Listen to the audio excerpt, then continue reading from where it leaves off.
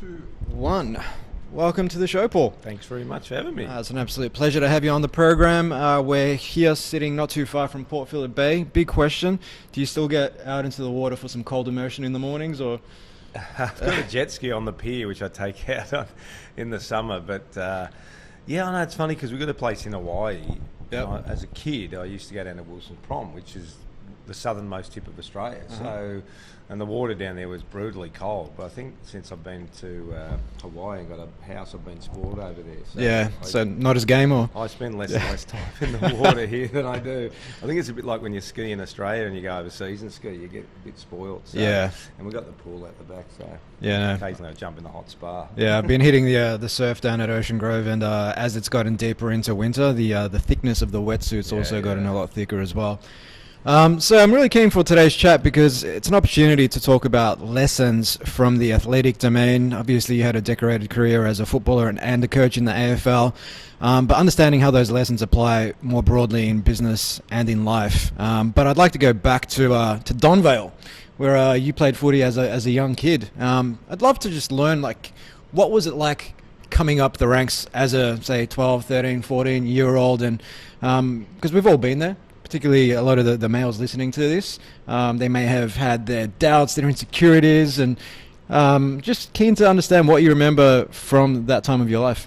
Yeah, it's a good question because probably not until you get older you reflect too much on when you were younger, but and having played and coached, I think I reflect more on the lessons I learnt as a 12, 13, 14-year-old and how important sport is in everyone's upbringing, regardless of whether you go on and play at Fitzroy or you go in the workplace at 17, 18 or 19. Yeah.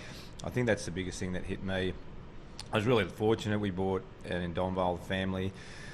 Again, time slips by, but in the mid sort of 70s, so back then it was a really a new estate, a lot of orchards out that way, but also a lot of playing fields, creeks, tennis courts, everything. So, my whole life was sort of spent outside, really. You know, that was basketball, tennis and football. They were the three sports, and that just immersed my whole week. And then coming home from school, you wasn't much homework back then, so you just drop your bag, you had your Vegemite and toast, maybe watched a bit of Gilligan's Islands or Brady Bunch. Gilligan's Island, yep. Yeah, and then ran outside and pretty much spent the whole time ride the mate's house, ride down the creek, kick footy outside. So I think just the activity levels were enormous back then. So the ability to get outside, and I know there's huge problems now with childhood obesity and health, etc., etc. I think the lifestyle for us was just so much easier to remain active because there was 4 channels on TV, there was no social media. But in terms of the team concept, clearly when you start out as a kid playing sport, you have no idea you're going to play AFL. So you're really playing for enjoyment. You're playing for fun.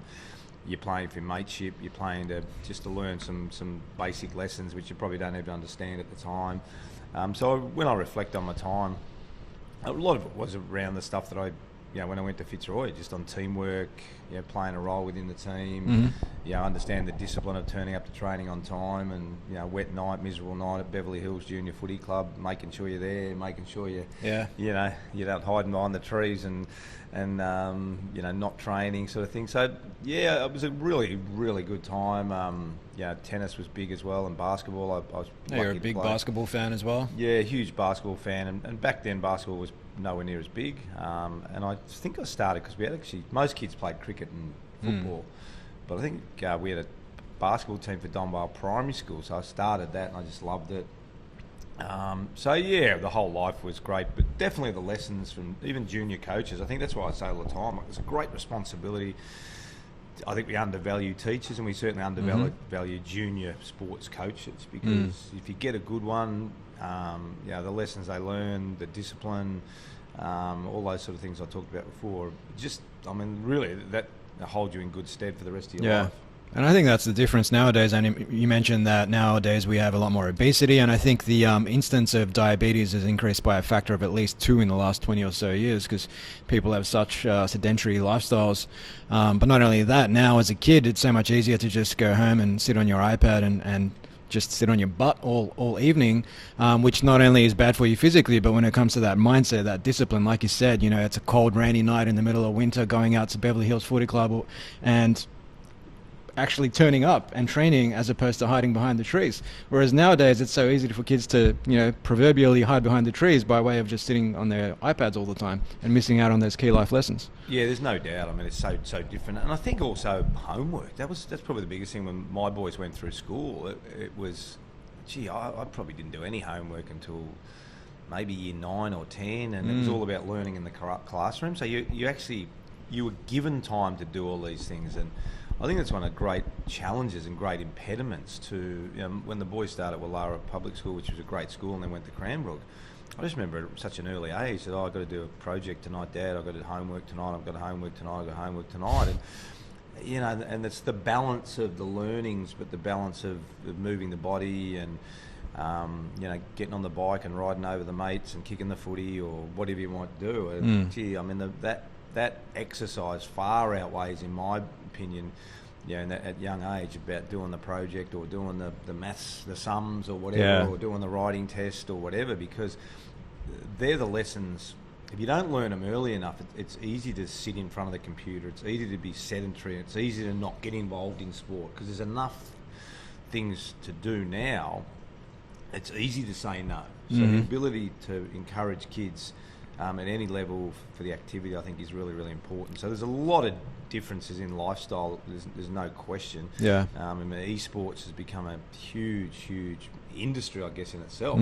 It's never. I mean, I laugh with the boys. I said we had Pong, which is a little thing people remember.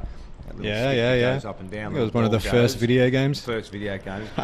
Pac-Man and basically Space Invaders. Space Invaders, Pac-Man, and Pong, and then Frogger. Frogger was sort of a bit later. A bit later, it was, a bit later version. And then the pinball machines, so they can only keep you engaged for a certain amount of time. But these things now, like what is it, Fortnite and Call of Duty and all these things they're just so lifelike. So there's a lot of challenges that we have to face. Yeah, and I think we were talking about that last week over coffee when we said one of the strengths or competitive advantages that you can have as a human being today is the ability to disconnect and not be completely immersed by your phone and checking it every 5 minutes. 100%. It was a good conversation we had, wasn't it? Because if you want to get ahead, there's so many kids, or 18, 19, 20, 21, 22, that either want to travel overseas and spend a year, 2 years, 3 years,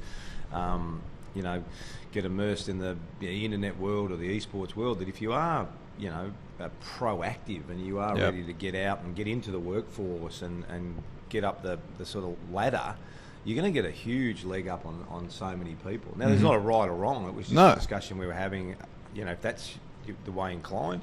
I mean, I know a lot of kids are travelling now, which I don't think is a bad thing. I mean, getting overseas and learning about other countries and providing you're not just sitting in a pub in Greece for 2 weeks and spending all your money. You might as well be down in a pub in Elwood or Port Melbourne. So gaining those life experiences. But certainly if you are someone that says, no, I've done my degree, I want to get out, I want to get a leg up, by 25, 26, you're going to be in a really good position because there's a lot of young adults that don't want to do that yet. They're on a different path. So if you are on that path, well done, good luck, and you are going to get a fair way ahead. 100%. So you mentioned earlier that as a kid, it was just about fun. It wasn't about becoming an AFL footballer or a VFL footballer as it once was. But at some point, that changed. At what point did that happen for you where you thought, okay, actually, I might make a career out of this? Yeah, I sort of remember, I can't remember what year it was, but I do remember a defining point. I sort of went down to training, and I sort of wasn't training that well at Fitzroy. I was in the under-19s, and I sort of got a bit lazy with my footy, and I always had reasonable talent. And I just remember, coming home and sort of thinking, you've either got to want to do it or you don't want to do it. And if you don't want to do it, whatever it is, and that again, it's not a right or wrong. If you don't want to do something, you better not to do it. And I just remember thinking, it is something I want to do, and I want to put 100% into it. And that's probably one of the great lessons that, it doesn't matter how much talent you have, if you're not really prepared to invest in your career, whatever that career is, you'll still be semi-successful. And I've seen, a lot of players play footy, and I'm sure you've seen a lot of people in corporates that have made a fist of it, but never really got great fulfillment, never really got to where they... So I think from that moment, I sort of thought, no, this is definitely something I want to do. And, then you still have your ups and downs, but you realise, you have to invest in your, what you want to do, and you have to put time in and effort into it. and I was really lucky going to Fitzroy because I had great role models around me, so it wasn't hard to do it. Like I wasn't swimming against the tide, I was swimming with the tide, so that does make it a lot easier. Yeah, I think something Derek Sievers talks about, that it's either a hell yeah or a no, and if you're in that murky water in between, you'll show up, but you won't give it 100%. And if you're doing something difficult, like trying to make it at the top level of the athletic domain or in the business world, you need to be showing up day after day after day. And if you unless you truly buy into what you're doing, unless you're passionate about it, unless you're naturally inclined towards it, you're probably not going to make it, essentially. Yeah, I think it's a great way to put it, isn't it? Because you're right, a lot of people stay in that middle space, somewhere between the hell yeah and the no. That's where they sort of sit and they stay. And I think there's a fear factor as well. Once you get to a position and you don't really enjoy it, there's the fear of what if I leave, what if I do this. So you just tend to get comfort. And I've seen players do that year after year, where you just look at them and they're not giving 100%, and you give them the benefit of the doubt, and then at the end of the next year it's the same. So yeah, there is a point where you've got to, and then once you make the commitment, as I said, particularly if you're swimming with the tide, if you're with a good company or with a good footy team, it's easy because everyone is working hard, and Fitzroy had some of the hardest working players I've ever seen. Their captain, Gary Wilson, was a standing role model. So when you see the captain, the best player, the most talented guy work the hardest, it's a lot easier to do it. Bernie Quinlan was a Brownlow medalist. He worked really hard. Laurie Serafini, Mickey Conlon, Ross Thornton, Leon Harris. I could name 20 heaps. Players there and so it was more unusual not to work hard than it was to work hard. So once you made the decision, you had so many people helping you along the way that it became so much easier. Yeah, and I think that's potentially something that a lot of kids, younger people, don't get the opportunity to do, which is try different things on their way to figuring out what is that thing that just makes them feel like they're swimming with the tide. Because oftentimes we'll end up sitting in a career counsellor's office, year 12, 17 years old. What do you want to do with your life?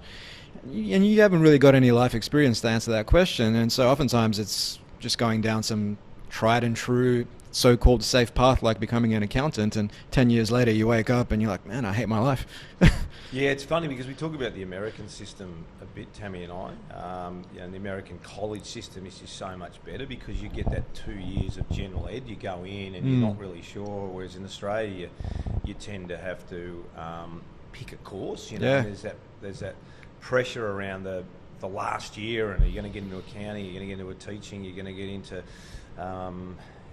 PE or whatever it might be. And you're right, how many kids know at 18 years of age exactly what they need to do? So I think the whole school system at some point needs to be revamped. It needs to be revamped, less around, the actual pure education and the focus on year 12 and the pressure on kids to get certain marks to get into courses, and more around those life skills, and how do you get the life skills, and then how do you extend that tenure through to 24, 25. I think kids are probably doing it naturally now, by going overseas and by travelling. But it'd be nice for the system to work with them, not work against them. And as I said, the American system where you tend to just apply to a college, you get into the college, you've got 2 years of general ed, and then you can pick so at 20.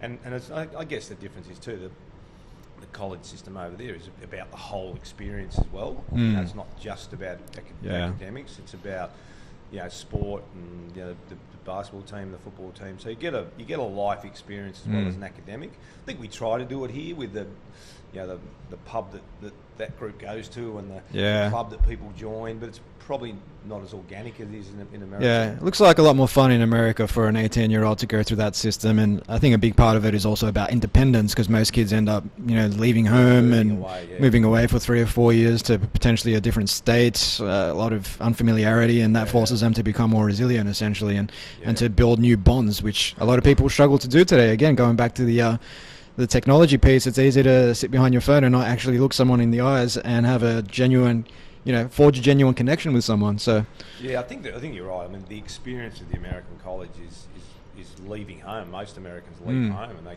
go at 18 and they get in the dorm situation, they get with a group of friends, and then they immerse themselves in the whole experience. So it's a dramatically different experience. And you're right, the connection is that's one of our biggest challenges now. It's to get off the phone and connect with people, and because human nature says we want to connect, we want to feel valued, but if we're never connecting and we're never talking, we're never communicating, then our self-worth continues to drop, and we continue to, it's a vicious cycle, isn't it? You go back to your phone, then back to your phone, and back to your phone. You get the dopamine hit when they're it's like the slot machine in our pockets. Yeah, that's right. So that's easy to get validation through that rather than normal human interaction. Yeah, couldn't agree more. So wanted to change tact a bit, and I mean I can use what you said there as a segue around the skills that kids are learning in schools. We need a revamp. And I think it was the World Economic Forum who published a report that found, for the next 10 to 15 years, what kids really need to be focusing on is resilience, adaptability, critical thinking, collaboration, and problem solving. Essentially, a lot of the skills that go into leadership. Yep. And I mean, you had a decorated career as an AFL coach.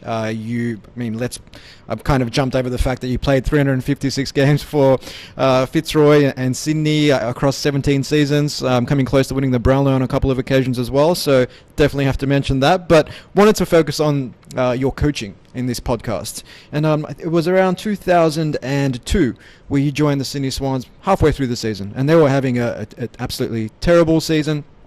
You were brought in as a caretaker coach, and for the last, you won 6 of the last 10 games. Now, I guess what I'm interested in there is the fact that you were able to turn around the spirits of the players. And I imagine when you joined the locker room, the spirits would have been pretty low, morale would have been low. What do you do to lift the spirits of a team who just aren't performing? Yeah, it was an interesting time because Rodney Eade, who was coaching under, I was assistant coach, and Rodney was, and I think there's just Rodney was a good coach, but probably just run his race, and he probably recognised that as well. So when you get to the end of someone's coaching tenure and the players sort of get a bit tired and they just sort of stop listening, the club starts to panic a bit, because everyone wants to win a premiership and you see them further and further away, sort of thing. So it's sort of a perfect storm, and Rocket sort of read the play a bit and realised we got beaten by Geelong at the SCG. I think they kicked the last 4 or 5 goals, looked like we were going to win, and then sort of pandemonium broke loose within the footy club, and then Rodney left on the Monday, sort of thing. So I guess then you got to sort of figure out what you're going to do, because I didn't really know whether I was going to coach up until that point. So it all happened extremely quickly. And then we had a meeting. Dennis Carroll was our chairman of selectors, and there was the three coaches, I think Steve Malaxos, John Longmire and myself, and we just sat around with Cole Seary and what are we going to do, and we discussed maybe coaching as a group, and then I got asked to do it. So pretty quickly you got to sort of come up with a plan. It happened. We did have a bye on the following weekend, and then we played so I think the first thing is just to reinforce to the players their own self-worth and try and get a bit more confidence in the group, because everyone was down at that stage, me included, and Rocket was disappointed, and the club was disappointed, the players were disappointed. So the first stage of it is just to create some excitement and enthusiasm, and just make sure players want to come into work every day. And a bit of that just happens through the change anyway. And again, this is nothing, and I've seen it happen, and I'm sure Rodney would say the same thing, that it just through having a different voice creates change. Change is as good as a holiday. Well, that's right. And also, I think the other thing you've got to be careful of is in the initial stages, particularly in footy, when you're playing every week, you can't change much at all. So really, it's just picking 1 or 2 things and saying, this is how we're going to play. We're going to have a bit of fun for the rest of the season. And you're just sort of trying to get through that 10-week block. I think the other thing that naturally happens is, rather than the players thinking they're 4 and 8, if we're 4 and 8, we've only won 4 games, they tend to think of it as 0-0, so they tend to think about it. So there are some advantages taking over, which I probably didn't realise at the time, but when I look back on it, it was probably the easiest 10 weeks of my coaching career, because of that instant sort of turnaround you can get. But then you've got to coach, so then there's the actual technical side of it. But again, what you try and do is maybe change things up slightly, but your cadence is really in place when you're reviewing and all that sort of stuff. So it's probably not until the off season when you really start to be the coach. Then that's when you've got to think about trading and who you're going to bring into your footy club, who you're going to delist, how you're going to manage the medical staff and the fitness staff and the coaches and the players, etc., etc. So really, that's when the coaching really begins at the end of the season. I think one thing that I wanted to touch on there was this whole notion of what psychologists call the fundamental attribution error, right? Where if we suck at something, we'll blame circumstance. Yeah. But if someone else isn't performing, we'll blame character defects in that person as opposed to circumstance. But I imagine when you took over, obviously there was that organic shot in the arm of change, which is always a positive. But I imagine that there was players who struggled under Ronnie Eade who suddenly blossomed under you. Whether or not that had to do with your coaching or whether or not it was just a change, I imagine that took place in some players, that transformation. Yeah, absolutely. Yeah. And you're right. I mean, it doesn't matter whether it's me leaving Sydney for John Longmire replacing me, or me leaving Melbourne and Simon Goodwin. There's going to be players that naturally, play better for certain coaches because for whatever reason they have much more of a connection. I think that's probably the biggest thing. The biggest turnaround in coaching is that connection relationship piece. You really have to have a relationship with 44 players, and it becomes extremely difficult.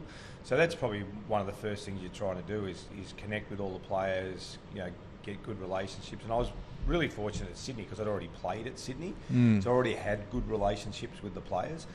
But the other thing I did, which was extremely valuable, because one of the things I think, through your questions, which reminds me, is you can never forget what it's like to be a player, and in a corporate sense, don't ever forget what it was like to be that person coming in your organisation just because you're a leader. Yep. And one of the best things I did at the end of October 1998 was write down the 25 points of the things I liked about my coaches and didn't like about my coaches. Yep. And that was incredibly valuable to put myself in the shoes of the players and never forget what it was like to be a player. Now, bearing in mind October 1998, I didn't ever know whether I was going to coach or not coach, but I never ever wanted to forget about that connection. So that way I could think about, what was Mickey O'Loughlin going through? What was Paul Bevan going through? Vastly different people, etc., etc. So I always encourage that of leaders in the corporate space as well. To take yourself back to when you started an organisation, through your junior days, prior to you becoming in a leadership role. What did you like about your leaders and what didn't you like about your leaders? And I reckon if most people are honest, they'd be doing things now they said they hated. Yeah. Because habits are really hard to change, and holding yourself accountable is probably the most important part of leadership. How do I hold myself accountable to the things that I think the players want me to be held accountable to? And so that document was in my desk for 8.5 years when I was coaching Sydney, and it was the first thing I took out when I started coaching Melbourne. Have you published that online at all? Yeah, or? it's in my book here. It is. So I think it's up there, Dylan. Sorry, we'll add a link to the show notes to the book as well for our listeners. But they're really simple things. They're like, players don't mean to make mistakes. So when I sit down as a player and I look at that and I go, players don't mean to make mistakes, and the other ones which I reckon are really valuable. Here it is. Oh, we've got some notes. Yeah, I actually had it the other day. Coach's attitude will rub off on the players. Again, if you think about this as a leader, so your attitude, you walk in on a Monday or work on a Wednesday, you've had a bad meeting Tuesday afternoon, you've lost a big sale, and you come in, everyone's watching, everyone's waiting to see how you react. If coach doesn't appear happy, relaxed, players will adopt the same mentality. We mimic people. That's what we do. Yeah. So this document was, really never drag a player for making a mistake. Similarly, I said this to some people the other day. Have a look at the list and then flip it back to the corporates. No one goes in to have a bad day at work. No one goes in to not try in a footy team. So then this particular document was so valuable for me in those really, because under pressure, when things are going well, everyone's a great leader. Because it's easy to be a great leader when things are going well. Yeah, budgets are ticking over, everyone's selling stuff, economy's great. Same in footy, at Sydney when we got on a bit of a roll, I think we were 1-3 in my first full year. We won the next game and then we went on and won maybe 10 of the next 12. So during that period I probably didn't have to refer to that too much. But it's under pressure. That's when everyone's watching the leader under pressure. How do they react? It's such a different reaction when something bad happens and I come up and say, Steve, mate, look, what you did yesterday, let's just sit down, let's talk about it. I reckon we could have done it better. How do you think you went? I think I stumbled through the presentation. Yeah, mate, just take your time next time. I reckon we've lost that deal. It's a vastly different conversation than, mate, what are you doing? That was terrible. don't ever do that again. Yep. So that can be for you and the company a defining moment. So that's particularly after a game. One of the things I wrote down is never fly off the handle after the game. If you've got nothing positive to say, don't say anything at all. In that moment, and you might know that as a leader, but in that very moment, that can make or break your company. That's how big a moment that becomes, because that conversation that you and I have gets relayed to just about every one of the employees that you go and talk to. And if you walk out of that office and everyone goes, what happened? Oh, actually, Roosy just wrapped his arm around me and said, how can we get better? How can I help you? Did I do a good job? Huge, It's yeah. a massively different conversation. Yep. People go, oh, really? Wow. Especially if you have that earlier on in your company's life cycle, Yeah. because then it just plants the seeds for the culture for years to come. Exactly. So then people are trying to find solutions rather than looking for problems, and then you become more invested in the company. You go, I really want to do better next time, and then you walk back to your desk and you work it out, and then the next time the other way, there's a bit of that FU mentality. Oh well, okay, I wasn't great, but F you, and then you start looking through the whatever you do now, seek.com or yell at Yeah. Monster and whatnot. You're looking for another job. Yeah. That's how dramatic that conversation can be. It's huge. I shared this story on the podcast before, but one of our first big clients at Collective Campus was a large law firm, and it was almost a 6-figure deal, and we kind of rushed into it just excited by the fact that it was a big deal, right? And we've got a big brand under our books, but essentially there was a lot of holes and there was issues, and we got some negative feedback from the client halfway through the delivery of this course. And essentially at that point, there was an opportunity. Like, what do I want this organization to be about? So I sat the team down. We walked through every single customer touch point from the moment we first spoke to them to the last workshop we ran, and asked the question, what could have been better? What could we have done better? Yeah. Put together a list of about 20 things, called a meeting with the client, sat them down, said, hey, here's everything we stuffed up, and here's what we're going to do to make it better. And not only did the rest of the course go amazingly, we got a lot of great feedback. That feedback helped us to secure a bunch of other clients in their industry around the world, but the most important thing was the fact that it created this culture of extreme ownership rather than making excuses, where people are essentially empowering themselves to do something whenever there was a problem, rather than just become a victim, in which case you just go backwards.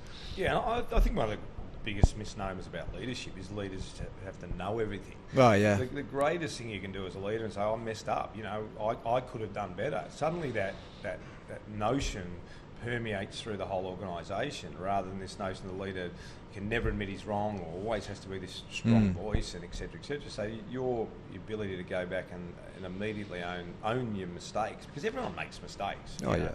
And I think the other thing that's really valuable for people listening is don't always define your success with that $100,000 deal. It's what happens within that deal, and particularly in footy, it's so easy to do. You could win 5 or 6 games in a row and be creating some really bad habits. Yep. If you don't address those really bad habits, then that'll become what they are. Yeah. Habits. So you've got to be careful as an organisation, certainly as a sporting team. If you want to become the best, most consistent business you can be, don't just say, oh yeah, we've had a great month because we've sold $10 million. You might have had a great month, but those behaviours that you've created through doing that mean that 3 months later that 10 million dropped to 2 million, because everyone out in the workforce, all your clients are going, mate, they were terrible. We used them once and we're never going to use them again, as opposed to a 2 million creep into 5 million because you've worked really hard, you've created, then the 2 million go, geez, you've got to go and get the Roosie's company, they're amazing. Yeah, but they're only small. Yeah, but I tell you what, they deliver on their word, they do everything they say they do. The 2 million becomes 5 million, becomes 10 million. Yep. And again, it's the same in footy. You might start off a bit slow, but the habits you're forming, it's easy, and I say this a lot, it's sort of easy to stay in that, 7th to 10th bracket or 12th bracket in AFL footy. But to become a Premiership team, to become a consistent top 4 team, you've got to have really good habits. And that's, I suspect it's for you guys, it's the same in business. It's sort of easy to be a mediocre business, but to be a great business. So don't be outcome focused, be really process orientated, and make sure you get that right. I think that's absolutely huge. And we touched on this last week when we mentioned Annie Duke. I know you've seen her play before, the former World Series of Poker champion, and she calls that resulting, where we conflate the quality of an outcome with the quality of a decision, when the decision may have been flawed, but you just got lucky. What's important is that process. Yep. And again, it was that story of Belichick versus Pete Carroll, the Seattle Seahawks versus the New England Patriots in the Super Bowl final about, 3 or 4 years ago, where Carroll elected to pass for a touchdown with like 4 seconds left on the clock, and more often than not, that would have been the right decision. But because the ball was intercepted, everyone said, terrible decision, he was crucified by the media. But if that pass was executed correctly, then it would have been a totally different story. They would have said Carroll outsmarts Belichick, and completely different. But people tend to conflate decisions with outcomes, and oftentimes it's probably to their detriment, because then you just start making that same decision over and over and over again, and in the long term, like you said, you go from 8 million down to 0. Yeah, and the industry that I'm in is probably the hardest, because and people ask me what's the biggest difference, and the biggest difference is if your results were posted every single Sunday or every single Monday, how would your behaviour change? Because there's so much pressure on AFL football, so it's so easy to stay in that outcome, because if you win, the pressure's off you. It doesn't matter how you win. It's like, well done for Melbourne or well done for Collingwood. They won. So it's easy to stay in that outcome-focused environment. Yep. They lost. But the trick is probably more so when you're losing as a coach, making sure but we're losing, but we're actually doing the things that we want to do really, really well. I'm not going to change that process, because I reckon if we keep doing it, we get 22 guys that do it, they become habits. That's when we're going to be consistent winners. That's an interesting point. I was going to ask something to that effect. If I am, say, a player for a team or a corporate executive, and I'm doing something week after week after week, I know it's the right process. It aligns with everything I've read, everything I've been told, but the results just aren't there. It's very tempting at that point to try something else, as opposed to stay the course. And sometimes staying the course may be foolish, because, hey, you've tried this and the metrics say it's not working. How does one differentiate between those two paths? Because you've got so many alternatives you can explore. Yeah, it's interesting, isn't it? Yeah, there's no question. I think there's probably two sides to it. If you're really strong on it, you really understand it. I mean, every industry is going to have their technical component. What do you technically need to do to be good at whatever? There's some technical components in football, clearly. But you've also got to do, which is the space that I work a lot in, behaviours. Okay, well, how do we act? Okay, now if you marry them up together and you're really strong on your technical KPIs and your behaviours, how you act, you're generally going to get to where you want to get to. Now, if those technical KPIs change slightly, the market drops or whatever, and your behaviours are still really, really good, rather than falling off the cliff, you're going to dip a little bit, because in a footy sense, your talent, I talk about talent-based teams and behavioural-based teams. Yes. So a talent-based team, as soon as their talent leaves, they just go to the bottom of the ladder, because they've got no talent. A behavioural-based team, if you look at teams like Sydney and Geelong and Hawthorn in particular, when their talent drops slightly, their performance doesn't drop off a cliff, because they're really clear on how they act, to your point. And then you've got to work out, where has the industry shifted? Are we just going down this path? Do we need to slightly shift back? The shoe that we're selling now, it's probably a bit old. We need to maybe change the upper or change the sole or whatever it is, sort of thing. So there's multiple answers to the question. But I think if you stay on the behavioural side and you get good people working well, good leaders that have got good emotional intelligence, good communicators, really honest, then you're going to find that technical thing a bit quicker, because you're going to have the conversations and people are going to be happy to walk in your office and go, Roos, look, I know, we want to play like this, but I think the game's moved a little bit. What do you think? Yeah, no, you're right. Your behaviours don't change. That's the behaviour of honesty. That's the behaviour of, listening and learning and delivering on your word or whatever it is. But you might have to slightly tweak your technical side of what your business is. And it's moving parts, isn't it? It is. If you stay, my advice is really work extremely hard on your behaviours. That's your culture. Work really hard on your culture, and then people are more likely, if you create a really safe environment, an honest environment, people are more likely, as I said, to walk in your office and be able to make those technical changes that allow you to continue to move forward. Yeah, and there is no one easy answer to this, and I think it was Machiavelli who basically wrote that a leader should adapt his mode of operating to the times, and what may have worked, say, 5 or even 10 years ago, or even 1 year ago, maybe it won't work now. So it's about navigating that delicate balance between sticking with the process, but again, keeping your ear to the ground to make sure that the process is adapted to the times as we move along.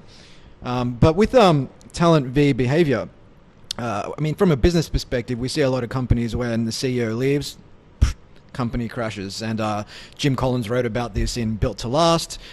We see this in a lot of sports teams. Sam Walker wrote the book The Captain Class, where he just looked at hundreds of teams across the last 100 years, even Bob Rose's Collingwood Magpies. Yeah. And he found that oftentimes when a very influential captain left, the team just crumbled again. So it seems to be a case where a lot of these high-performing teams and companies are still very much built upon talent as opposed to behaviour, to the detriment of their ongoing success. Yeah, it's a good point. I mean, what I learned from Fitzroy, and probably the best way to answer the question, is we had really good people. So the good people drive the good behaviours. But if you don't sort of document it, then when that good person leaves and 2 or 3 other good people leave. Yes. So what, I guess, with the company and performance by design, it's sort of the reason we came up with the name is rather than just leave it to chance and just, not just, but hope for good people in your organisation. How do you design your performance? How do you then say, well, we're not going to leave this to chance. We're going to harness what Bob Rose has done. What are the behaviours that he actually does? Yep. And that was pretty much the base of the system we put in place at South Melbourne with the Bloods culture. How do you not leave it to chance? How do you take those great leaders' behaviours? How do we document those behaviours? How do we then, and I think one of the biggest problems that's happening in footy as well is how do you develop the next group of leaders? Yep. Yeah, that's a really big challenge. So if you've got a design performance model, then it's not left to that chance. It's not left to, well, gee, that Bob's gone or Paul's gone or Steve's gone. Gee, who's going to step up now? The conversation then goes, well, Bob's gone and Paul's gone, Steve's gone, but this is what we've documented. This is how we act. Yep. And on that basis, gee, Dylan, his behaviours, his actions have been really, really good. We now have to elevate it. But too often, leaders get elevated through their technical capabilities. We talk about competence and character. Yep. Most leaders go up the food chain based on competence, so their technical ability to do the job. The problem is once they get to that leadership position, they've got the technical capabilities, but they don't have the characteristics of a leader because we've never actually trained them to be a leader. And that's the biggest thing. If we work out what our behaviours are, and that's the biggest shift in footy now, is if you look at AFL football, captains are no longer picked because they're the best technical players. And that really transformed with Stewie Maxfield. And I say this to people all the time, like Stewie at the time who became captain of the Sydney Swans, probably wouldn't have been in the best 10 players in the team. Yep. And traditionally the captain was the best player or the longest serving. And most of the time they had really good values, most of the time.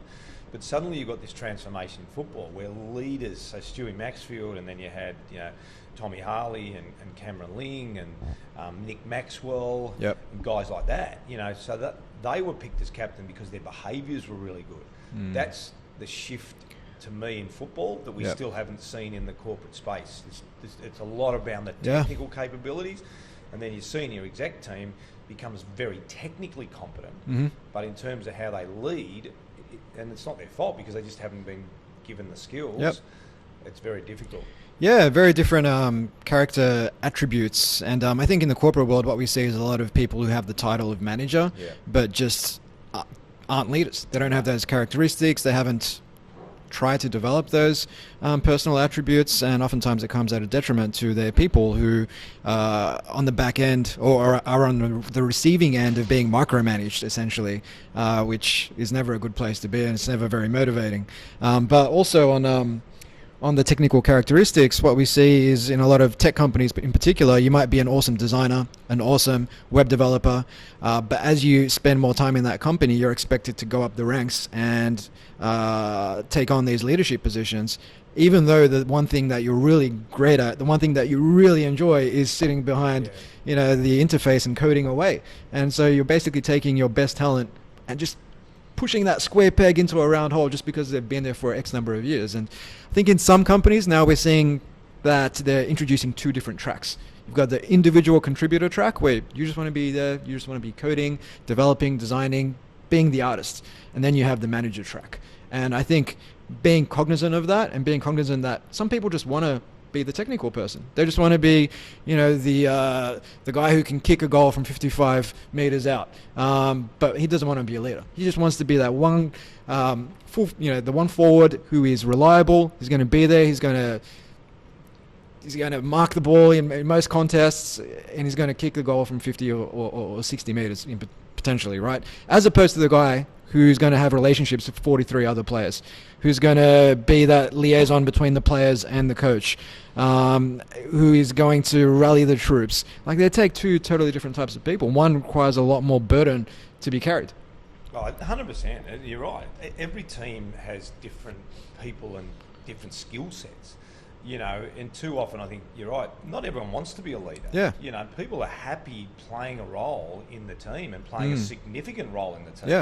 Yeah. So just because they're technically competent doesn't mean they A, want to be a leader and certainly B, being capable. So it's identifying those people within your organisation that do have those leadership skills. And I think you touched on at the end that leadership is exhausting. It's like being a coach is like having 44 kids. Every one of your people and players wants to know their value. You have to have an open door policy, people walking in and walking out.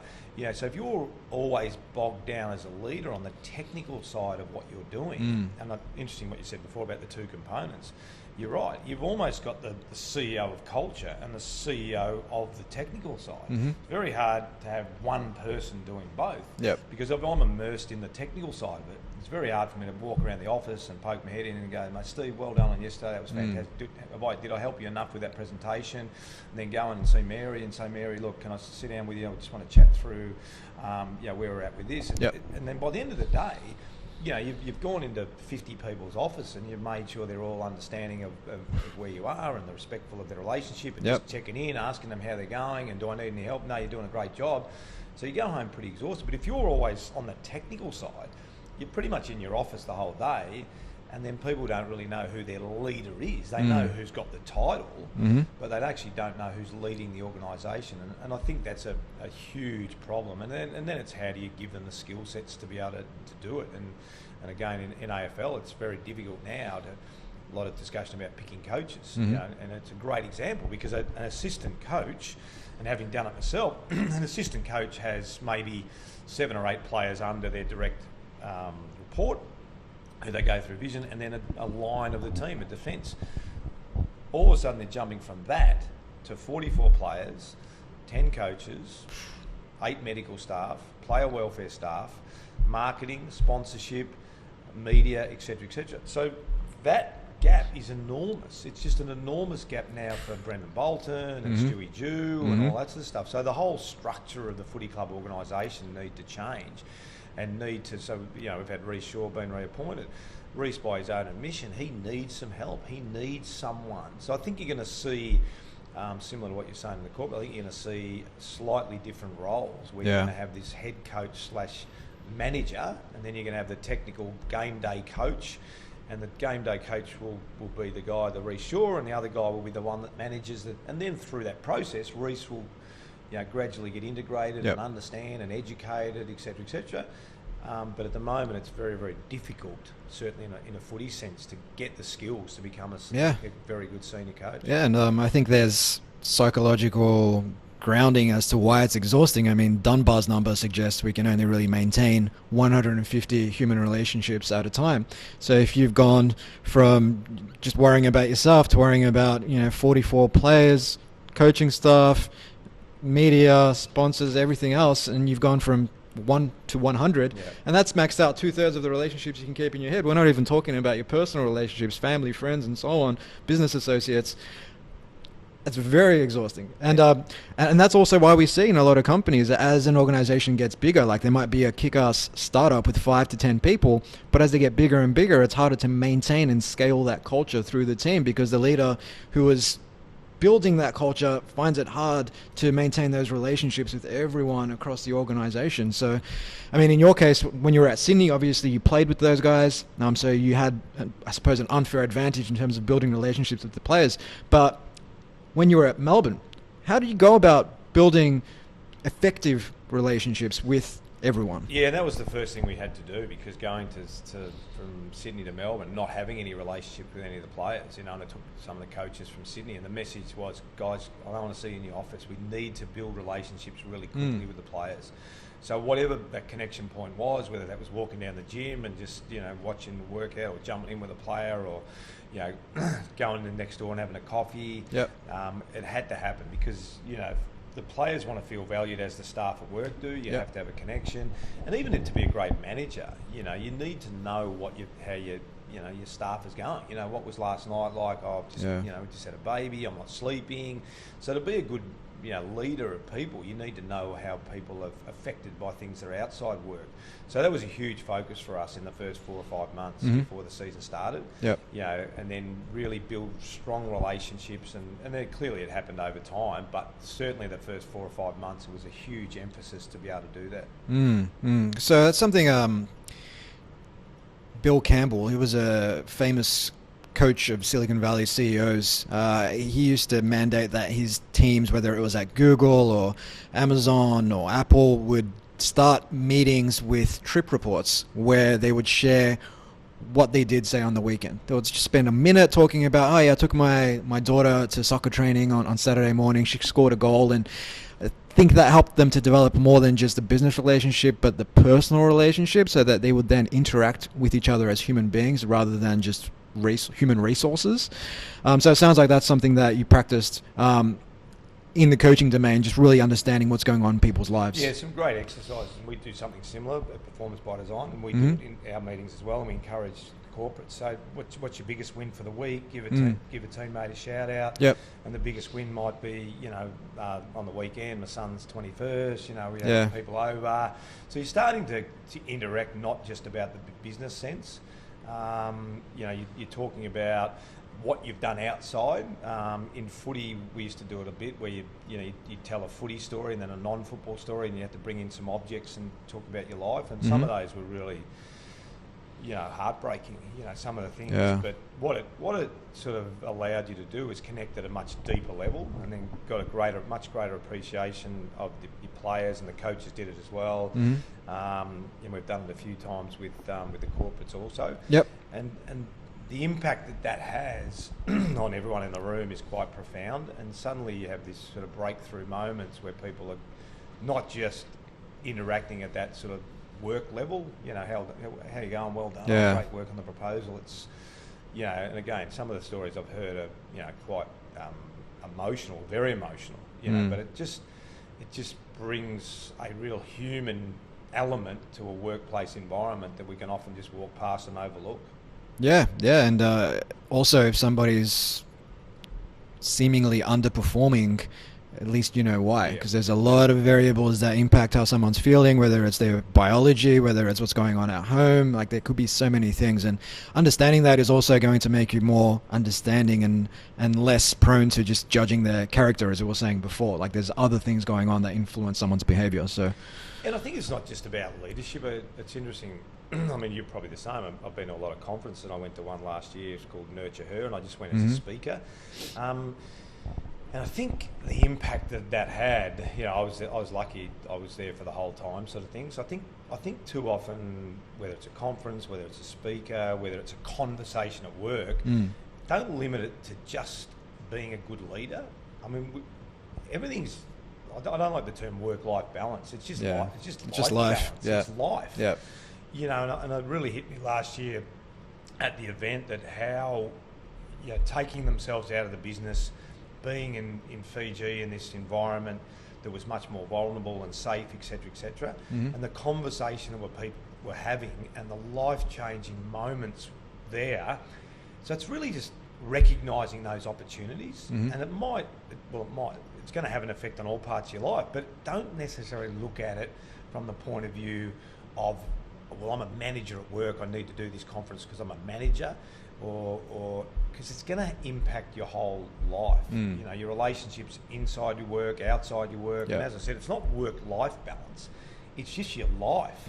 How do I get my life in order? And I think not enough people out there are stopping and giving themselves enough opportunity to say, yep, I need to just take a deep breath, I need to get away from work, I need to do this, whatever it might look like. And there's too many excuses saying, oh yeah, but if I do that, people are going to say, oh, I've spent X amount of money. If you come back to work and you're a better leader, a better person, if you come back home and you're a better husband, better wife, better father, no one's going to say, gee, why did you spend that money? People are going to say, why didn't you bloody spend that money 2 years ago? You know, so it's all about that journey, that personal development, and continuing to evolve and continuing to get better. And the better the leaders are as well-rounded people, the better your organisation is going to be. So you've got to really start to think about, my message is really start to think about what that looks like for you, and don't apologise for it. You know, if you want to improve yourself as a human being, pick the right vehicle to do it and improve yourself as a human being. And I think it's also easier to strive for that work-life integration as opposed to balance when you have taken the time to figure out what work actually aligns with your natural inclinations. As we were saying at the start of the show, what aligns with your strengths, what do you enjoy doing, what fills you with joy, because then it is easier to just blur the lines, as opposed to see work as something that you just hate, and every Friday morning it's thank God it's Friday and whatnot. Then you can understand why people might want to just separate those two and just put work into some dark corner, dark recess of their mind and just not think about it come Friday night. Yeah, I agree 100%. It gets back to that passion and wanting to do it. And I think the ability to learn from other people. Because I think the other thing that happens with leaders is once they get to a position, not so much they shut themselves off, but people will almost shut them off and stop giving them feedback. They're probably the ones that need the most support and the most help to actually improve themselves. Because, you know, and having been a senior coach myself, some of the best conversations I've had with mates that I coach with and the feedback that they gave me, or getting to a conference or getting... So it's actually don't stop. My point is, don't stop when you're there. Don't apologise, you know, to do it. Because reality is, unless you're learning from other people, you don't know what you don't know. So we've talked about getting up to this level from a technical point of view, but how do I become a better leader? You know, how do I go and listen to someone who's been there and done that? How do I go and have a conversation with them around the pool where I can sort of say in a really informal environment, oh, that was great, I heard what you said, I heard you speak, so this is what I do. You know, how would you implement in that forum? So keep developing, keep pushing yourself, and don't think that you have to know everything. And I think that's a real epidemic when we're saying to leaders, you need to know everything. It's the leaders that need to continue to evolve and continue to learn. Yeah, I think it's the leaders that are authentic and vulnerable and tell you that, hey, here's the work I've done. I'm about 75% sure this is the right path, but here's what I'm not sure about. And if these things come to be, we'll go down this path. That's a lot more authentic and vulnerable than someone saying, hey, here's what we need to do. Just trust me. And I think the latter type of attitude is what we see with a lot of leaders. They think we just need to have all the answers, but it's just not true. And the former guy who says, hey, here's the work I've done, I'm sure about this, but I'm not sure about this, what do you guys think? And actually getting that buy-in from the rest of the team to come to a decision together. Yeah, that vulnerability piece we know is huge now. I mean, it's certainly, again, in footy it sort of transformed in the last 5 or 6 years, but yeah, the ability to say, I don't know, you know, can you help me? Come up with a better solution. Lost. Have you got a better solution? You know, but again, we just got to get away from the notion of the fear of saying, gee, I'm now in a leadership position. If I go out and say I don't know, will people think I shouldn't be the leader? Absolutely not. People will think you're a great leader if you're prepared to say, I don't know, guys, can we have a quick meeting? This is what I think, but geez, you've got the technical expertise in that. Am I on the right path? Collectively, what do we think? Bang, you make a decision. So it's absolutely valid. Yeah. And Also, I think something we touched on last week was this concept of what Jeff Bezos calls type 1 v type 2 decisions, and also leveraging other people's minds as a leader when it is a big consequential decision, because you'd be dumb to just try and make that decision yourself when you've got an army of people you can draw on with their own experiences and their own worldviews. But then there's a lot of decisions where perhaps they're not so consequential and we should just make that decision. And what we see in the corporate world in particular is that a lot of decisions are treated like those big type 1 decisions, and so we have a lot of meetings and 10 people sitting around a table and meeting to prepare for a meeting and a meeting to recap what was discussed at the previous meeting, and ultimately nothing gets done. But the organizations that we see nowadays who are thriving are those that just empower their people, trust their people, have the right people on the bus, and they just make decisions, and if they screw it up, like we said, they take ownership, they fix it, and they move forward. And over a year, 2, 3, they end up way ahead of those companies who are still, sitting around a table having a meeting. Yeah, that's probably the single most frustrating thing, I think, coming out of footy to working more in the corporate space is the inaction. Having been in football, you have to play every Saturday. So you can't ring up the AFL and say, look, we're not ready to go at 2:10. We'll move the game to Sunday at 4:40. Let's have a meeting about it. Yeah, so it's just the ability to make decisions in football, to put systems in place, to train, to pick your team, to make a decision, to work out who's injured, who's not injured. So the whole week is just basically a series of decisions, whether that's collective decisions, individual decisions.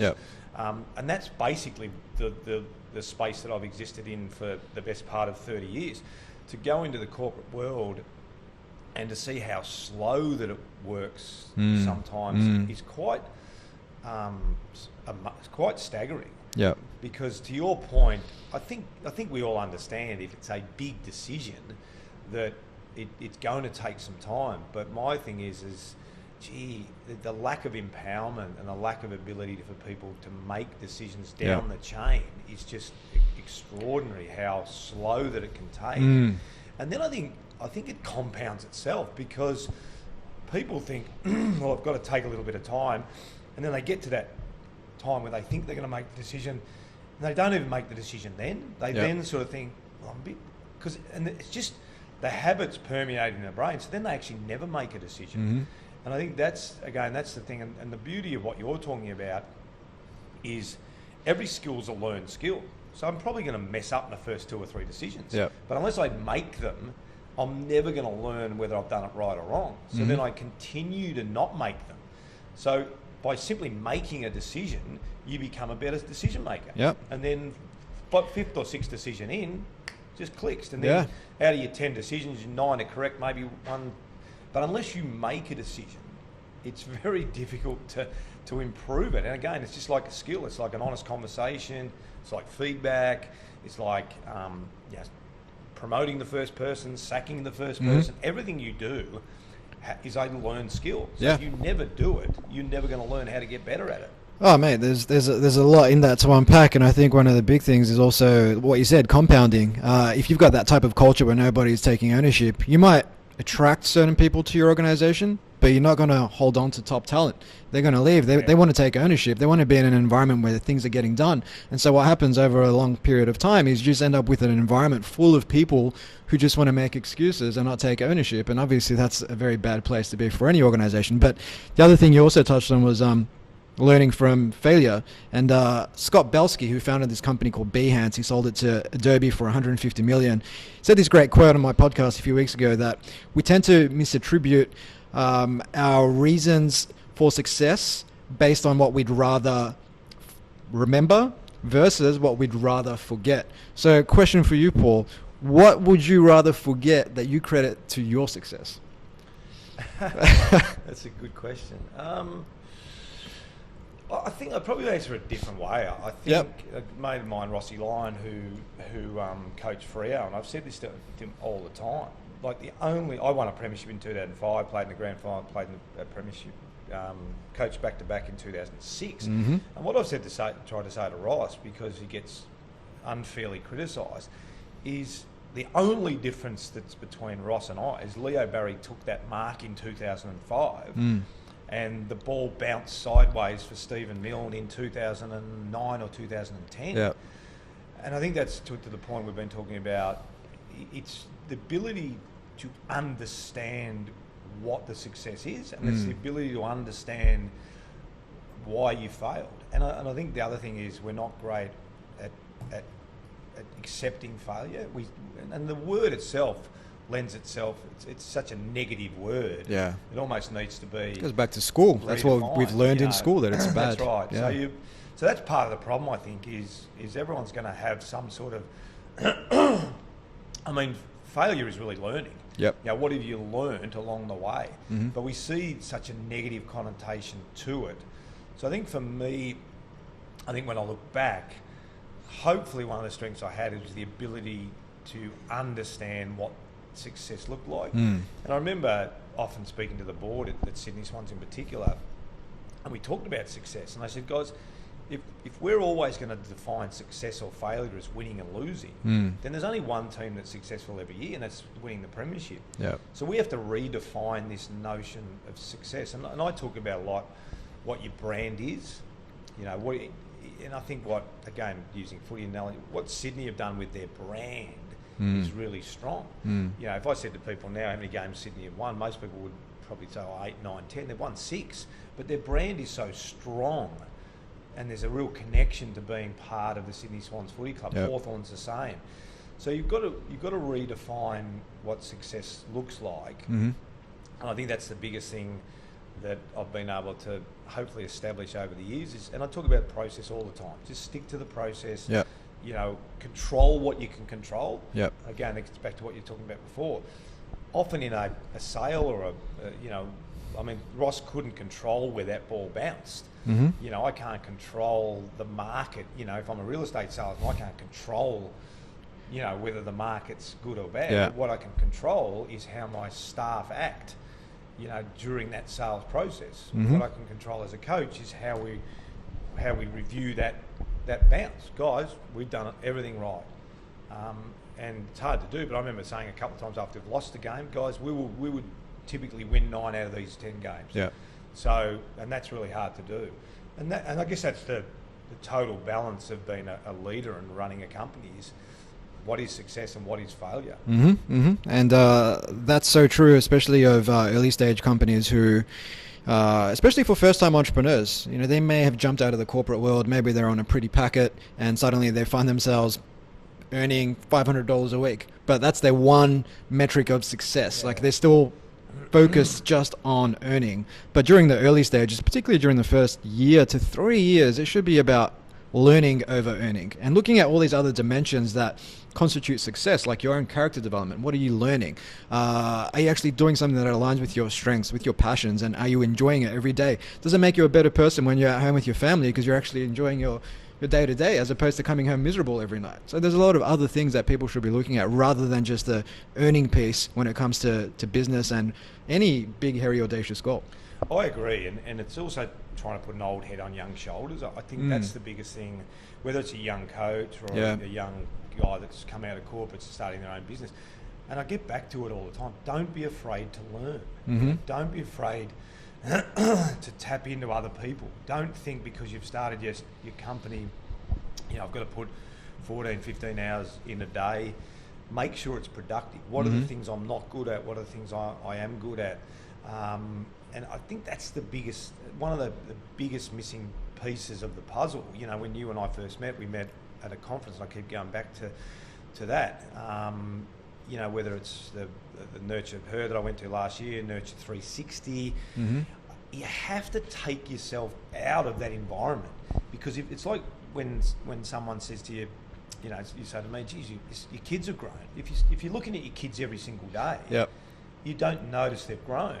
So if you're in your business the whole time and you're surrounding yourself, which you are, everyone that's in the business, it's very hard to. So as a startup guy or a young entrepreneur, clearly what you're going to do is just immerse yourself in the business, and then you got your blinkers on and you're going away and you think you're doing the right thing.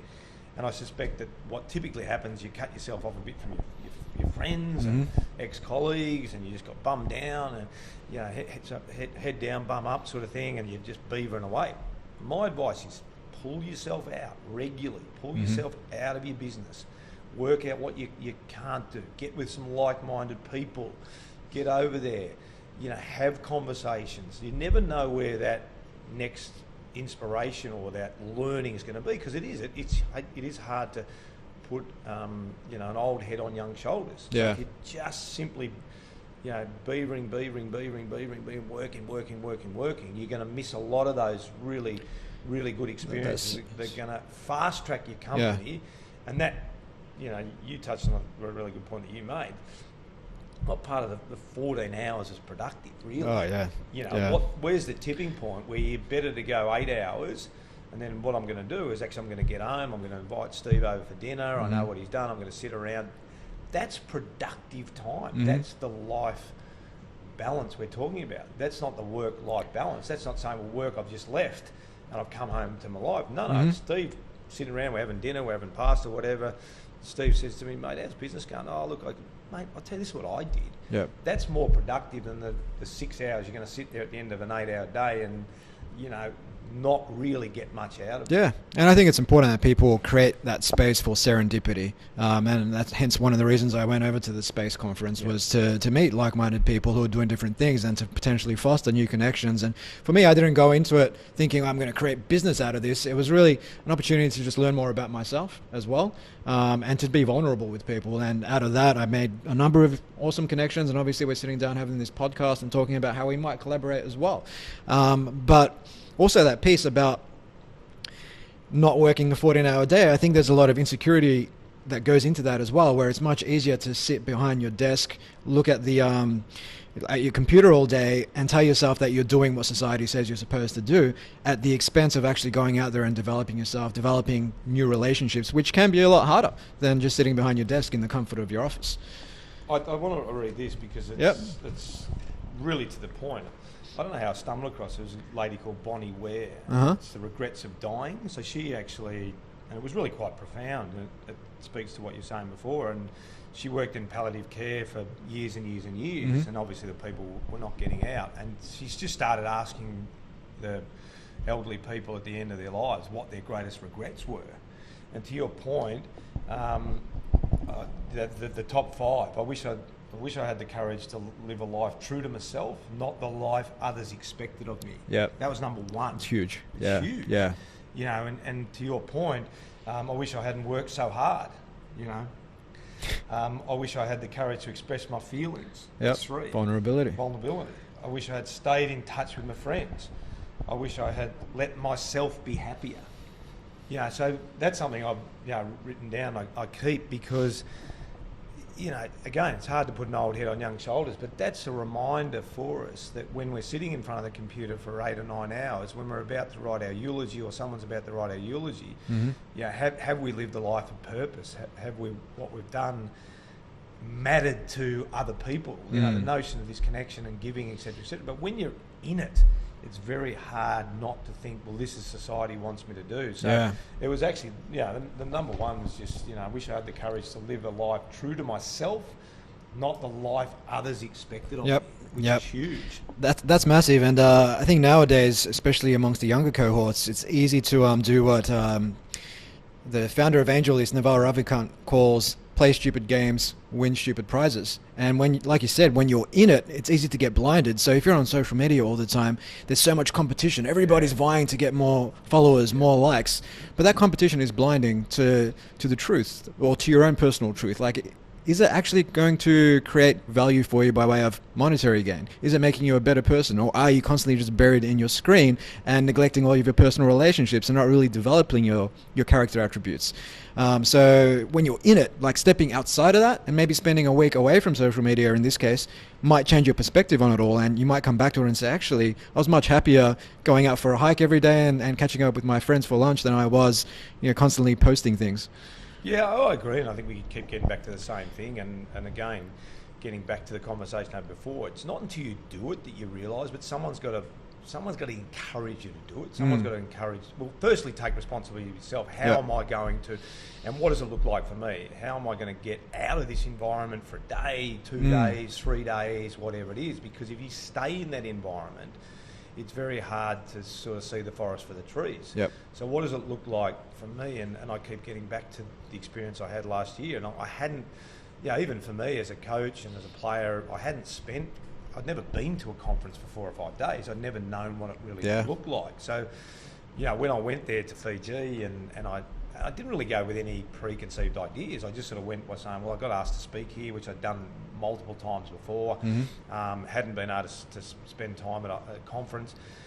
And it was a real eye-opener for me. And I guess I sort of thought at 50, when I was 55 when I went, this is quite staggering. That this is my first experience to take myself out of an environment, spend a whole 4 days with small, medium business entrepreneurs, and I had the best time just being able to do that. And a bit like yourself, what you said before, I didn't really go with any preconceived ideas or whatever. What I did come back with was just reinforcing a lot of the views, connecting with a lot of great speakers, great leadership messages, great business messages, great connections, the ability to sort of say, well, this is what really important to me. And that was the common theme amongst all the ladies, that the common theme was, wow, this is great to be able to, it's a personal development side of it, which was amazing. But more importantly, this is the first time I've actually pulled myself out.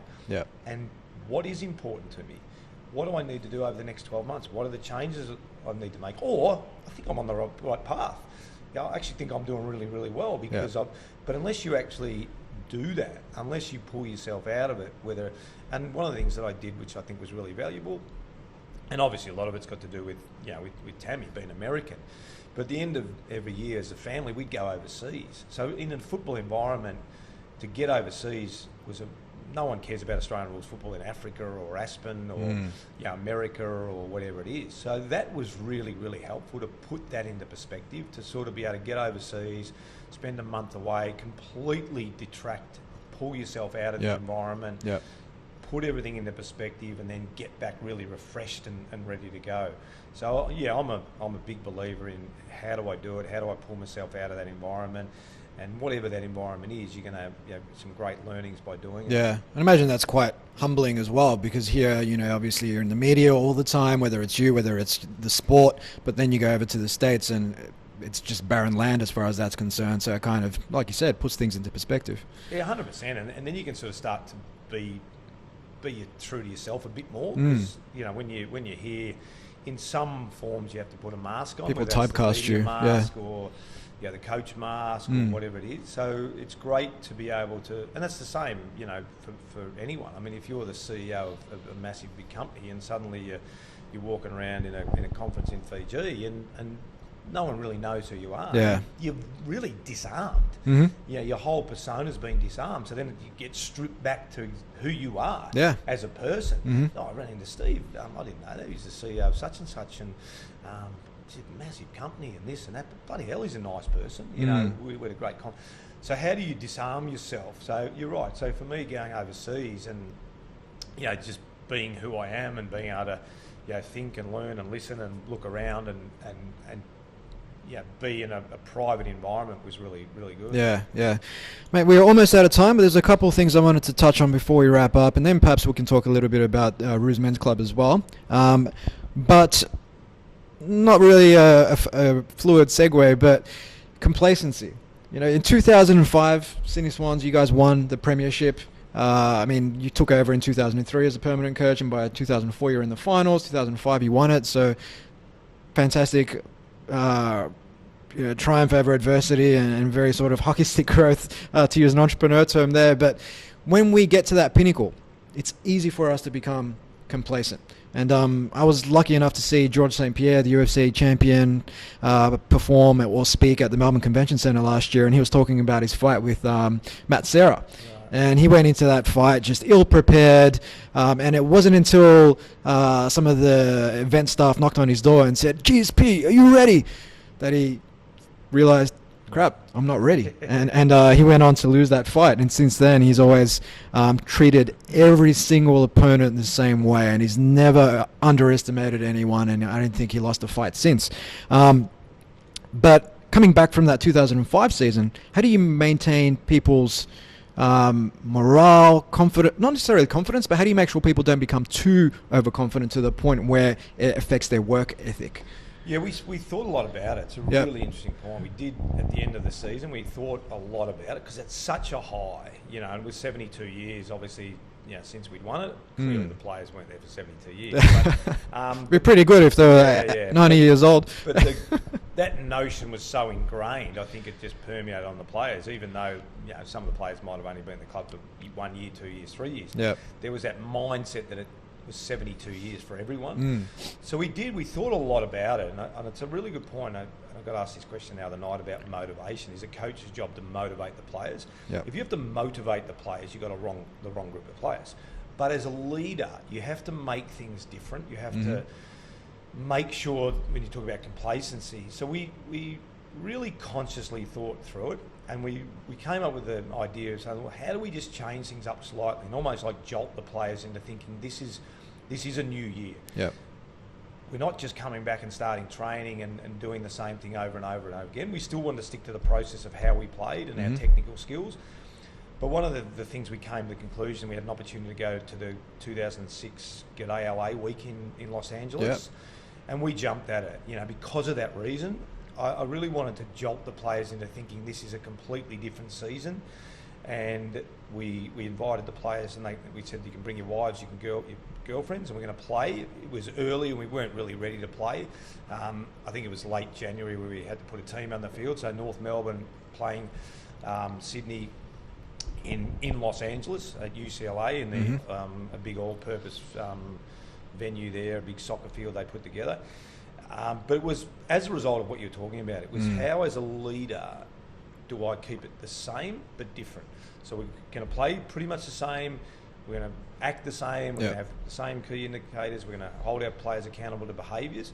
But how do I knock them out of this complacency and notion, we've just won this huge, something so big, we've got to do it again?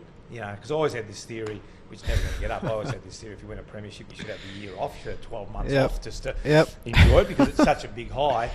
And you get 4 weeks off before you need to start pre-season? Yeah, well, most players sort of 10 weeks off, coming back. So I think that was really important for us. So getting to LA, changing the environment. We went to LA, we came back via University of Hawaii, we trained at the University of Hawaii. And to be honest, some players were a bit put out by it. We don't want to go, I can't bring my wife, I can't bring my kids, etc., etc. So it caused a little bit of uncertainty, a little bit of angst. But by the same token, I think what it said to the players is, this is different. This is not 2005. We've won a premiership. We're not going to sit on our laurels. We're not just going to come back and think it's going to happen again. And that's the balance. The balance of being a leader is, getting the right people that are already motivated. We had a great motivated group of people. I didn't have to motivate the players for 2006, but what I did have to do in some shape or form is saying 2005 is over. That's done. Well done. 2006 is going to be different.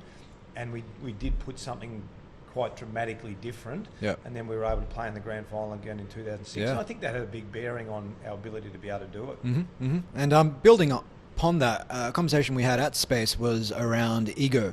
And when you've got 44 players at the top of their domain, all quite young, no doubt getting a lot of attention from the opposite sex when they go out and things of that persuasion, it's easy for the ego to get very big. And of course that can then affect their performance. But you said something about managing that ego where it was about them being bigger together as opposed to on their own. I read the book Phil Jackson wrote about, and it was really key. I read it before I started coaching, and it was about Michael Jordan. And it really resonated with me when I started coaching, and it was sort of the essence of team and how do you create a team. And everyone, individual's different, but just the wording that Phil had said to Michael and the way he explained to Michael, and people perhaps don't remember because everyone says Phil Jackson's a great coach and Michael Jordan's a great player, which is absolutely 100%. But pretty much the same team existed prior to Phil Jackson getting to the Chicago Bulls. And the way he explained it in the book was really quite dramatic. He explained to Michael, said, Michael, if you can make our team better, if you can make the other players better, we will win more and you will be seen as a much better player. And I've never met Michael Jordan. I don't know whether he's an egomaniac or whether he's level-headed. But the way that it was explained to Michael, and I'll never forget it, because what he fundamentally was saying to Michael is, even if you're the most selfish, egotistical individual that I've ever coached, make everyone better and everyone will see you as better. Yep. So it sort of triggered this in me that I sort of thought, well, what an amazing way to articulate someone that perhaps maybe doesn't see it, that Yep. sees himself as really, really important. Again, I don't know Michael, so I'm just presuming this was the case. So that really resonated with me from a whole team. How do you... Each individual is going to be different. Some are going to give themselves naturally. Some are going to say, well, I'm just a team player and whatever you want me to do. There's others... Because fundamentally in a team sport, and having done it myself, you are an individual and your number one priority is to get yourself right. So even the most selfless player has 5% of just me.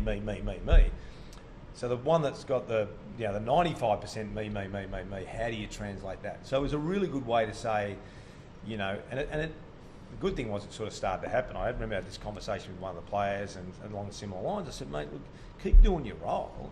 And if we keep on winning, you'll make All-Australian because suddenly the media will see us as a much better team. And thankfully, luckily, he did make the All-Australian team. Yeah.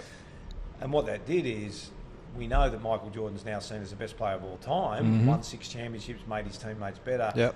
So the ability, I guess, to have those conversations and to explain to people, you know, the ramifications of being a great team affect every individual. Everyone is seen as much better. You know, there's a recent conversation about players that haven't won a premiership.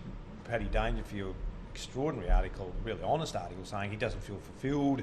You know, he's never won a premiership. He looks at other team players really jealously. You know, and he's one of the greatest players of all time. So that concept of team, you know, is huge in sport. Some players get it, some players don't get it. But the ability to get that across to players is really important. Yeah. And essentially what we're doing there is finding what players or what your employees value and using that to get the desired behaviour out of them. And I think that's why relationships, I keep getting back to that's why relationships are so important. Yep. You know, if we've got a standard set of behaviours, then everyone's accountable to those behaviours. But equally around those behaviours, the way I'm going to interact with you is going to be dramatically different the way I interact with Dylan or whatever. You know, you might be a coffee guy. You might be the guy that I've got a Steve, come, we're going to go have a coffee. Yep. Because, you know, you're more around the connection and the relationship. Dylan might be the guy that I just walk in and go, mate, don't do that. He goes, yeah, I shouldn't have done that. Yep. It's a quick conversation. Yep. But if you don't understand the relationships, you know, I don't want to walk into you and go, mate, don't do that again. That was garbage. And then I go to Dylan and take him for a coffee, and he's looking at his watch going, mate, yeah, I don't need to be spending time with you. Just tell me what I did wrong, and I'll fix it. Yeah. So I've wasted time with Dylan, and I haven't taken time with you, and the outcome's been really bad for you and bad for him. So if I don't know what makes each individual tick, it's very hard to become a great leader or manager. Yeah, and you need to be really tuned into that, because nowadays there's a lot of focus on being efficient and just getting things done with, but sometimes it pays to actually spend more time with someone to develop that relationship in order to truly get the point across, rather than just send them an email. It might work with some people, but for a lot of people it might actually harm the relationship, and they might just completely dismiss what you said. And that's a really good point. So for that one email that you think is time, it's created a lot of time for you because it's only taken a minute to do. A month down the track, you've got to have another meeting, and you've got to have 10 people in the room because that person you've sent the email to got really angry about the email. So you've actually created more work, rather than me getting out of my chair, walking in and taking 10 or 15 minutes just to say, mate, have a conversation, and then that problem is solved, the solution is met, I walk back to my office, it's done. So I think, that 1 minute's a bit easier, but that 1 minute translates into an hour, 2 hours of angst later on. The 15 minutes, done and dusted. We're all over. The conversation's That's finished. it. Yep, that's that organizational debt, we call that in the corporate world, where something just compounds over time, and what you thought was 5 minutes ends up costing you 5 hours over the long term. So absolutely love that. Paul, this has been a fantastic conversation. Where can people go to find out more about what you're working on today, whether it's performance by design stuff or the Roos Men's Club, or perhaps tell us a little bit more about that, and then we'll Yeah, definitely. send them some links. What I'm passionate about now is hopefully you can see through the conversation Yes. we've had is about leadership and personal development and helping people. So Mhm. the Performance by Design, www.performancebydesign.co, that's all about creating really good behaviours, purpose, values and behaviours for your organisation, Yep. which we've talked a lot about. The Nurture group events, as I said, of which I went to last year, and I was really fortunate enough to be asked to buy in. So it's www.nurtureherd.com. Mhm. That's the 200 business women leaders, and the Nurture 360, which is www.nurture360.com.au. That's a mixed event. Yep. Both in October. They go back to back. And again, that's about the personal development, that's about business leadership and wellness. So they're wellness business retreats, which is fantastic. And then my son and I have created the Roos Men's Wellness and Leadership Club. And a little bit of background on that. I mean, Tammy's a meditation teacher, and we do a lot of personal development. Mhm. But typically, you go to a yoga class, and it's sort of 80% women, and Yeah. 20% men, or 90-10 sort of thing. So we had this idea as why was that happening? Why are guys not as up with looking after themselves as much as women? So we had this idea of maybe it's just trying to create a really safe space that the guys just come together as a group of guys, and Yep. they feel less looking around and worrying about what everyone else is thinking. So the first event we did was a leap of faith. It was yoga, meditation. We had 60 guys turn up, which was amazing. Had a great time. So we thought, and the feedback was great. Yep. We then had Wayne Swash talking about mental health, his journey. Nick Rewald, Nathan Jones came along and spoke about player welfare at footy clubs. That was a 120 sit-down dinner. We then had Shelley Laslett, who's in neuroscience. She came and spoke about how the male brain works and leadership. And then the last one we had was a joint thing with Performance by Design and Roos Men's Wellness and Leadership Club. And next one's a network event on September the 19th. Yep. We're building a website at the moment, so you can go on to Dylan, what's your Roos? What's your... Yeah, Dylan Roos Coaching, dylanrooscoaching.com. Yep. And just link into the tab, Roos Men's Club. So yeah, look, where that heads, but we're really excited about it. It's been really well received. You've got a retreat of your own planned for, what is it, Fiji in October? Yeah, so Fiji's the Nurture Herd, Yep. Nurture 360. Yep. So yeah, we're really looking forward to that. Looking forward to getting great business. So again, everything sort of dovetails, and everyone is sort of really passionate about that leadership space and helping people. Fantastic. And personal development. Well, we'll add those links to the show notes for our listeners. And lucky last, Paul, how do you stay on top of your game these days? I imagine you meditate based on what I'm hearing, but what else do you do on a daily basis? Yeah, I think meditation is really good. Get up and meditate most mornings. I've been probably one of my challenges is to get organised. When you're in a footy environment, everything is so structured. So what I'm learning a bit more about myself is how to put everything, because I'm sort of, we touched on before, I like to get things done. Yep. But in a more slower paced environment, it's not getting overly frustrated and just understanding how different the corporate world may look to the sporting world. So I think the hardest thing is trying to put a day aside just to get everything together, so making sure there's at least a day a week where I can just sit back and say, right, who do I need to phone back now? Who do I need to follow up on? Because the emails and LinkedIn and all the different ways people can communicate now, if you let it get away from you, you can get on top of you. Exercise, I like to go for a run probably 2 to 3 times a week. Just a little gym in the garage sort of thing. So just getting into a routine, which is a lot easier when you're coaching a footy club than perhaps what I'm doing now. But trying to get back to that routine. I think the other message for me is keep it simple. Whatever that routine is. You don't have to go, if you love to, that's great, but you don't have to go for a 2-hour bike ride. You don't have to go to the gym for an hour and a half. You don't have to meditate for half an hour. Just make it 5-10 minutes. That's it. Keep it really simple, even from an eating habit point of view. I think a lot of the diets that we have now are so hard to follow, and people get so frustrated with what they are. And I've been involved with Manshake for many, many years, and what Adam McDougall's done is really simple. Just grab a Manshake instead of a sausage roll. Instead of an egg and bacon roll. I think the simpler the better, because the simpler it is, the more likely you are to follow it. If it becomes really, really complicated, it's a lot easier. I can't do it today. So keep your diet simple, keep your processes simple, your exercise simple, and the simpler it is, the more likely you are to follow it. That's it. Well, perfect way to end this podcast. Paul, thank you so much. It's been a fantastic conversation. Thanks, mate. Terrific.